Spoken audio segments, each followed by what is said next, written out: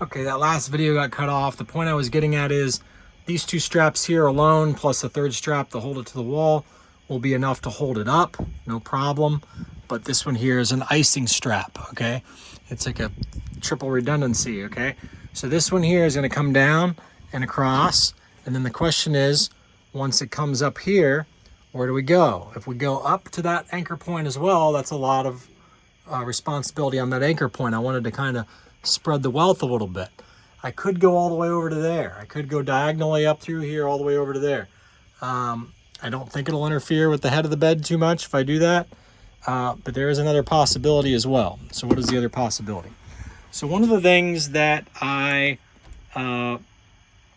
was already going to do is I was going to build a little crate cage protector here on the battery that comes up from the floor and protects the terminal with just a simple piece of wood, and that simple piece of wood would also protect the bed from coming down and chopping the battery cables when you lift up the foot of the bed, because the foot of the bed, this is on a hinge. On this beam right here is a hinge, a fulcrum, so it tilts, and so this is the head of the bed, and when you lift up that foot of the bed to try to access things, I don't want this to come down and clip this battery or whatever batteries I end up putting under here.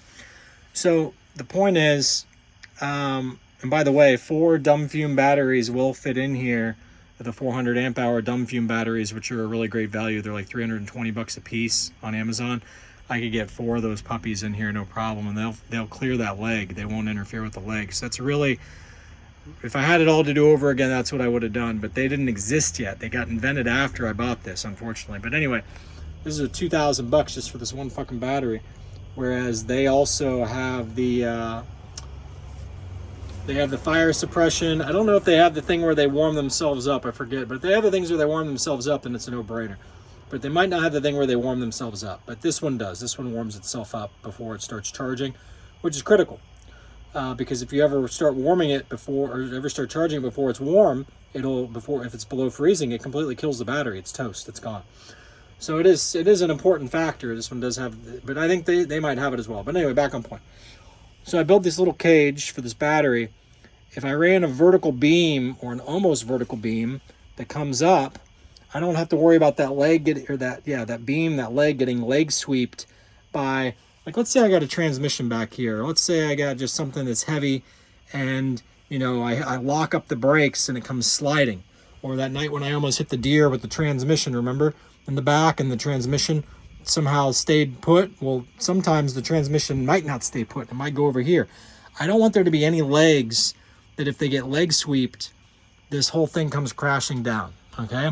So that was the whole reason why these roof anchors were so important. Now you're starting to understand why I had to wait until I had the perfect idea how to do this, because I wanted to make sure that this couldn't get leg swept. And even if I put the tank up at the ceiling, I'm still strapping it to the ceiling. Okay, you can still leg sweep it if you put the legs all the way up from the... So anyway, I really like this location here. And these straps, they actually are going to hold things back from wanting to come flying when I have this down, because I like keeping this down.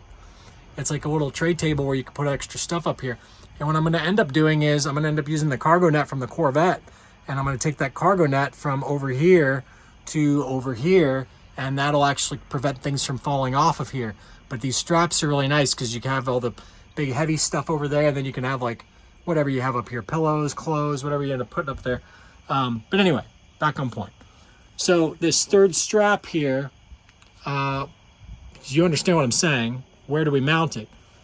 I'm also, just for shits and giggles, going to do a 4th strap. It's going to hook into that one right there, that square up there. I could even hook it down there low and that one there, but I'll probably put it up there on that higher one and come on down and come around, obviously, same situation, and come up. And that one could technically be mounted to the wall. I can mount right here with this other one, because what I could do is I could bring it straight up through this gap. Okay, so this one's over here, and meanwhile this thing would come up straight up from here up to the gap, or I could even just have a trim piece here that keeps it held over, and then have it just diagonal and go over to the wall, which is probably what I'll end up doing. But neither here nor there. I'm just showing you guys all the redundancy that I'm going to have with this thing and how good this is going to be. So this piece of wood is actually an inch at least too short. The tank comes to about here compared to this piece of wood. Now I still have to build the crate for the tank. So that brings us all the way to here probably, okay?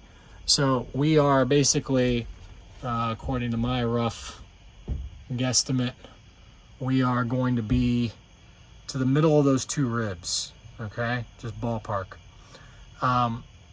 So I have another piece of wood that's 4 foot long that I got to trim down, but I'm going to figure out exactly where I'm going to trim it. And I'm going to bring the tank in here and hang the tank and kind of just look it all over. But right now I just want you to see the transparency where the tank is not here to understand what it is I'm doing and the method behind my madness. As far as the tank wanting to jump up, right? Where you hit a bump and it's going to jump up. That's where the crate around the tank, the frame comes in. And I'm going to have it where it touches against this. But again, that's a problem, okay? Because this is... so what I'm going to end up doing is I'm going to end up running a beam down from the ceiling, a rigid beam that backs up this strap that creates compression to here. And that way when I hit bumps and stuff, this doesn't flop up and want to break things. It just stays rigid, which is actually a favor to this thing as well. And then I can run the beam from here up to here, from down here up to here, which will also be rigid, you see? So this is like the perfect thickness to have it all work out. So I'm the perfect width. So I'm pretty excited about this. It's gonna work. That's why I was like, once I got the perfect idea, then I move forward. These D-rings, I'm really glad about the cheapies at Home Depot, the Huskies, because that was the eureka moment when it's like, oh, I can put that plate up there. I can do this. It's gonna be solid. We're good. So just want to give you guys a heads up how this is all working. Now, I can either put the faucets and bulkheads and everything back here, which you would think, yeah, of course, that's what you're going to do. But keep in mind, I don't know, I just got to look at it. I got to bring the tank in here now. That's the next step, is put the tank in here. So that'll be the next video. See ya.